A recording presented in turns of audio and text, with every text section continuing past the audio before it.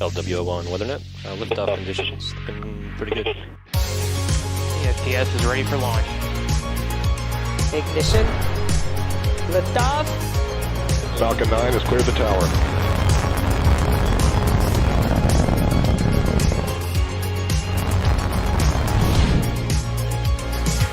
Ten, 9, 8, Side booster ignition. 6, 5, 4, 3, 2, 1.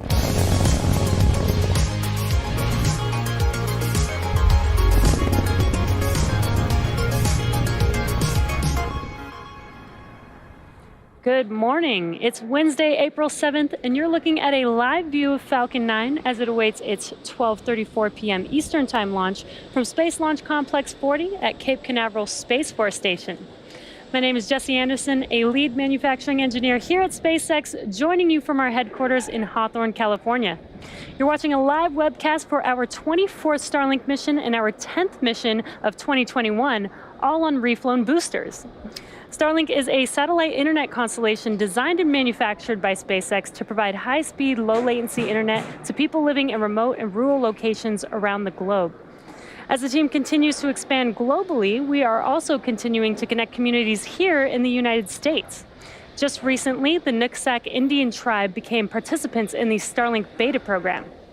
Located in Whatcom County in Washington state, most of the Nooksack tribal areas did not have the infrastructure to deliver high-speed internet to its residents. The Nooksack Tribal Council is providing more than 100 households in their community with Starlink service who had been negatively impacted by not having internet during the pandemic. These families began to receive service last month and are now able to use the internet for work, school, and even access telemedicine. In other exciting news, last week we announced the 4-person crew who will be the first private citizens to fly onboard Dragon. We'll share these new details for the Inspiration 4 mission a bit later in the webcast.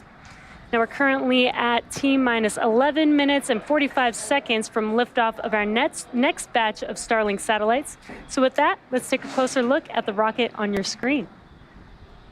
I'm Yomezo, a Dragon propulsion engineer here at SpaceX, and you're looking at a live view of Falcon 9 as it sits on our launch pad 40 at Cape Canaveral, Florida.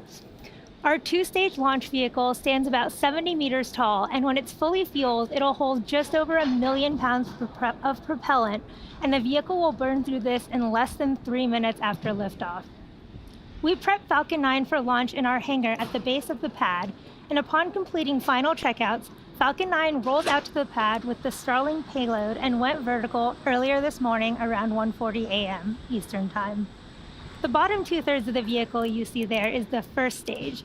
It previously flew 6 times, having supported the launch of NASA astronauts Bob Behnken and Doug Hurley to the International Space Station, Anasis-2, CRS-21, Transporter-1, and 2 previous Starlink missions, the most recent of which was less than a month ago. The objective of the first stage is to accelerate the vehicle through the Earth's atmosphere to space and then separate from the rest of the rocket. Once the first stage separates from the second stage, it'll make its way back down to Earth and target a landing on our drone ship, Of Course I Still Love You. To give you some perspective, our drone ships are equivalent in size to a football field, and the landing area that you see right there is approximately 200 feet by 150 feet. That's big enough that a hockey rink would fit inside that landing area of the drone ship. If successful, today's landing will mark the 79th recovery of an orbital class rocket. Above the first stage is the second stage, which has a single Merlin vacuum or MVAC engine, which ignites after the first stage separates. At full power, the Merlin vacuum engine operates with the greatest efficiency ever for an American-made hydrocarbon rocket engine. The second stage is what will carry our Starlink satellites to orbit. At the very top of the rocket there is a large nose cone, and this is called the fairing. Made of a carbon composite material, the fairing protects satellites on their way to orbit and is jettisoned approximately 3 minutes into flight. Just like our first stage, today we will be using a flight-proven fairing and will be attempting to recover each half again with a contracted recovery vessel named Sheila Bordelon. Reusability is critical to what we do here at SpaceX, and it allows SpaceX to refly the most expensive parts of the rocket, which in turn drives down the cost of space access. At just under T-minus 9 minutes, let's take a look at how we're progressing in the countdown. The chief engineer held a technical poll at T-minus 1 hour, and the launch director held a propellant load and launch go-no-go poll at T-minus 38 minutes.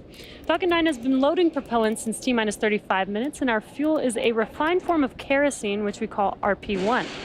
Our oxidizer is a super chilled liquid oxygen called LOX. And to densify the LOX, we chill it well below the boiling point, allowing us to fill the propellant tanks as much as possible. We use the same propellants on both stages, as the second stage is primarily a short version of the first stage, which is one of the many reliability features in the Falcon design. With fuel and oxidizer on hand, we need an ignition source to complete the fire triangle. For this, Falcon 9 uses TTEB, which you'll see at T-minus 2 seconds via the green spark right before the rocket takes off. In addition to RP1 and LOX aboard, Falcon 9 uses helium to keep the tanks pressurized in flight and the propellant flowing correctly into the engines without air bubbles as the propellants deplete. Helium load began before the webcast went live and will continue to be topped off until a minute and a half before launch. Very shortly, we will open the pre-valves between the first stage engines and the propellant tanks. And at T-minus 7 minutes, engine chill will begin.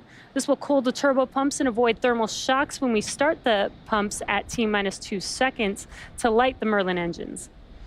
The vehicle is healthy and we're currently working no issues. Range is still green. Weather is looking great, as you can see on your screen. We got some beautiful blue skies over there in Florida. We have a 90% chance of favorable weather for T0. And all systems continue to be go for liftoff at 12:34 p.m. Eastern Time. If for some reason we don't launch today, we do have a backup opportunity tomorrow at 12:12 p.m. Eastern Time. In February, we announced the world's first all-commercial astronaut mission to orbit, commanded by Jared Isaacman, the 37-year-old founder and chief executive officer of Shift4 Payments, and an accomplished pilot and adventurer. The mission is named after Inspiration 4 because of the four-person crew's mission to inspire support for St. Jude Children's Research Hospital and send a humanitarian message of possibility. Since February, the other 3 crew members have been selected from the general public, and we are excited to tell you a little bit more about them, their roles, and the mission. Together, this 4-person crew represents the pillars and purpose for the Inspiration 4 mission: leadership, hope, prosperity, and generosity, with Jared representing leadership. Haley Arsenault of Memphis, Tennessee will serve as the medical officer overseeing medical care and experiments on the mission and occupy the seat of hope. Haley's selection is particularly poignant for this mission as she is a former cancer patient of St. Jude Children's Research Hospital. Now at 29 years old, she has become an inspiration to others at the hospital where she works as a physician's assistant. Dr. Cyan Proctor is a 51-year-old entrepreneur, educator, trained pilot, and active voice in the space exploration community. She was awarded the seat of prosperity after being selected as the top entrant of an independently judged online business competition conducted by the Shift4 Shop e-commerce platform. Dr. Proctor will serve as the mission pilot and back up the commander and support related needs throughout the mission. Christopher Simbrowski is a 41-year-old mechanical fault detection and diagnostics lead at Lockheed Martin and United States Air Force veteran.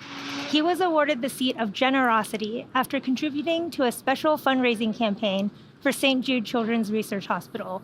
Mr. Simbrowski will serve as the mission specialist and help manage payload, science experiments, communications to mission control, and more. Over the coming months, the crew will undergo rigorous commercial astronaut training by SpaceX before their targeted launch date, which is no earlier than September of this year.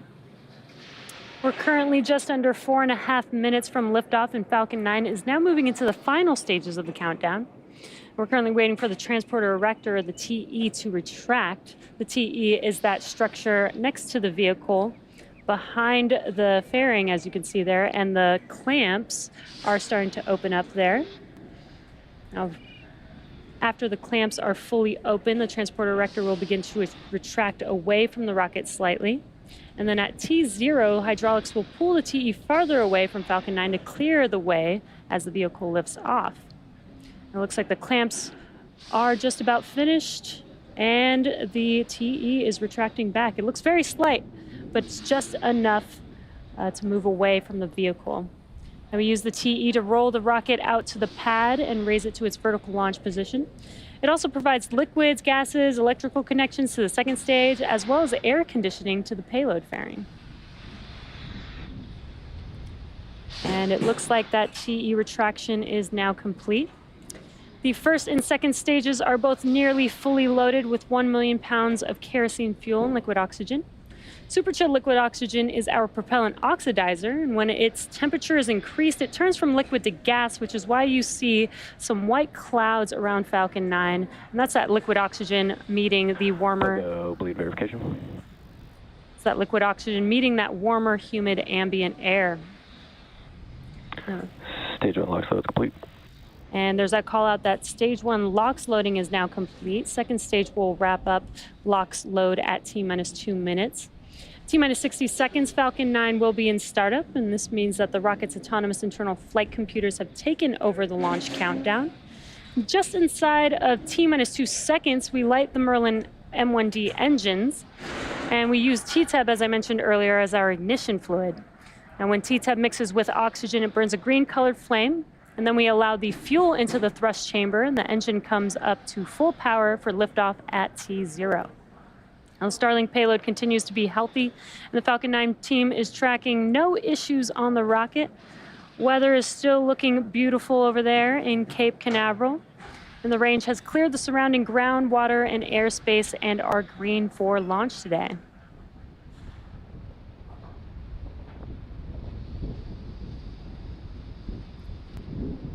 Just waiting for that call out for second stage.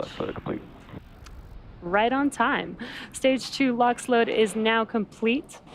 And with the completion of LOX load, we will start to vent out the LOX line on the transporter erector, so you'll see a lot more of that white cloud that I mentioned earlier. There you can see it on your screen. Again, this is just the liquid oxygen venting out of the LOX line on that transporter erector.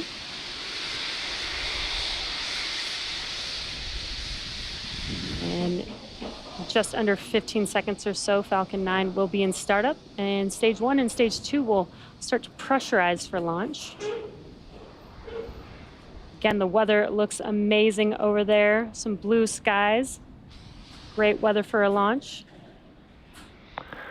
Falcon 9 is in startup. There's that call out that Falcon 9 is now in startup. Now we're just waiting on the final go for launch from the... Stage 2, press for flight. Waiting for the final go for launch from the launch director. Falcon 9 Starlink LDs go for launch. And there it is. All systems are go for launch. T-minus 30 seconds. Now let's listen into the terminal count and watch as Falcon 9 takes our stack of Starlink satellites into space. Stage 1's startup pressures. T-minus 15 seconds. Falcon 9 is configured for flight. 10, 9, 8, 7, 6, 5, 4, 3, 2, 1, 0. Ignition and liftoff.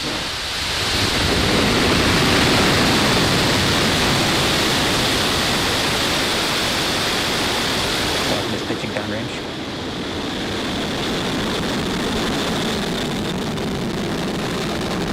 Stage 1 propulsion nominal.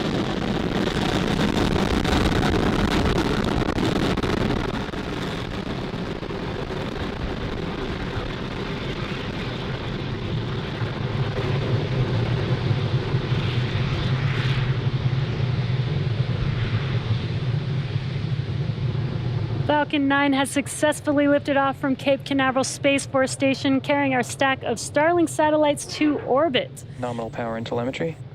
Max Q is the next major event coming up here shortly, which will now be throttling down the engines, the M1D engines on that first stage for. Max Q is the maximum aerodynamic pressure that the vehicle sees on ascent. Vehicle is supersonic. And the weather, again, is looking beautiful, clear skies with an amazing view of Falcon on ascent there. Max Q. There's that call out that we have passed through Max Q. So in about a minute, we'll have 3 events happening back to back. That'll be main engine cutoff, or MECO, followed by stage separation and SES1, or second engine start 1. Now MECO is where we shut down all 9 of those M1D engines on the first stage that you see burning there on your screen. That's in preparation for the second event, which is stage separation. MVAC is chilling in. Just heard that call out that MVAC chillin' has begun. Now stage separation is where the first stage separates from the second stage. And first stage will make its way back to Earth and attempt to land on our drone ship, Of Course I Still Love You, while stage 2 continues on its journey with the third event, second engine start 1. That's where we light up that MVAC engine, and it will propel the second stage along with the Starlink satellites to their targeted drop-off orbit. Just under 20 seconds or so away from those 3 events, that's MECO, stage separation, and SES1.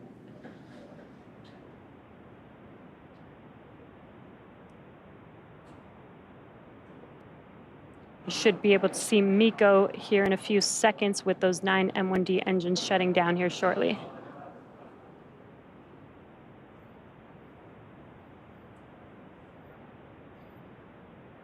And MECO.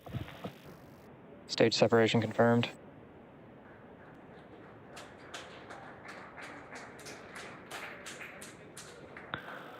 MVAC ignition and throttle up. And there we've had main engine cutoff and stage separation. You can see that from the ground tracking view there. We did have a good call out of second engine start 1 on the second stage. Fairing jettison confirmed. And we heard the call out for fairing deploy.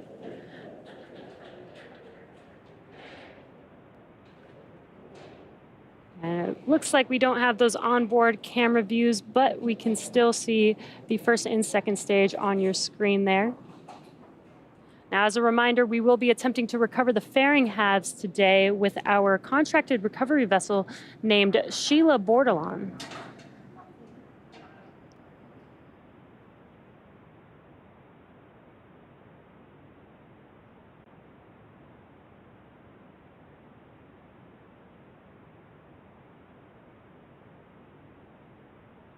Acquisition of signal, Bermuda.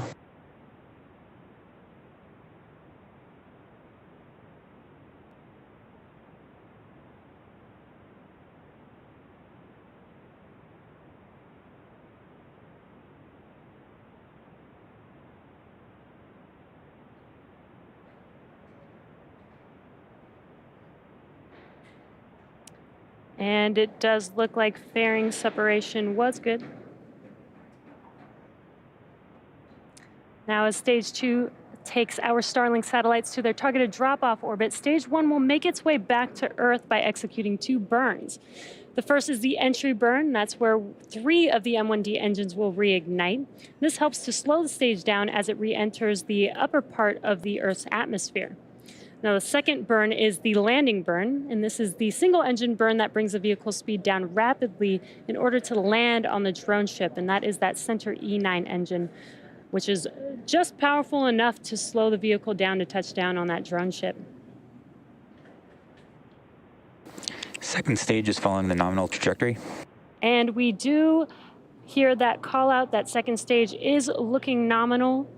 Unfortunately, we do not currently have any onboard views of that second stage at the moment, but everything is still looking nominal so far.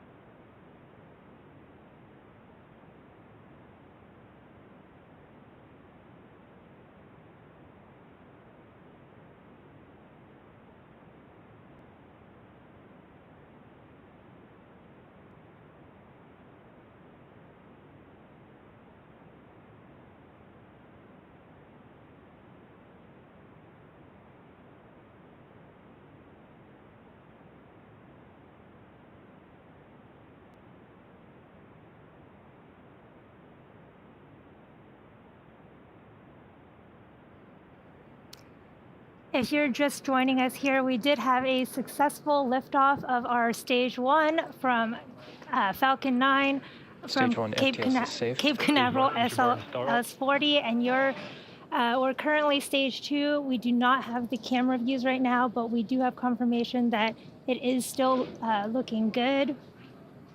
Again, our Stage 2 is delivering our Starlink satellites to low Earth orbit, and that's our stack of 60 Starlink satellites. Entry burn shut down. Second stage continues to follow the nominal trajectory. We just heard that call out that Stage 1 entry burn was successful, and there you can see we do have our Stage 2 camera view finally back, and it is looking good there with that MVAC nozzle glowing. And there's our Stage 1 view back on our left as it continues to cruise down, getting ready for the start of its landing burn in about 30 seconds here. You can see those hypersonic grid fins of the first stage there on your left, and they control and help orient that first stage as it comes back down to Stage Earth. 1 transonic. Again, Stage 1 will be targeting landing on our drone ship, Of Course I Still Love You. And right before landing, it will deploy 4 carbon fiber landing legs. Start of terminal guidance.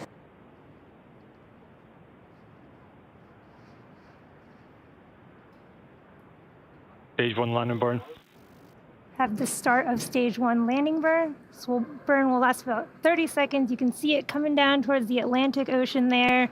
What a beautiful view from that Stage 1 camera. Stage 1 landing leg deploy.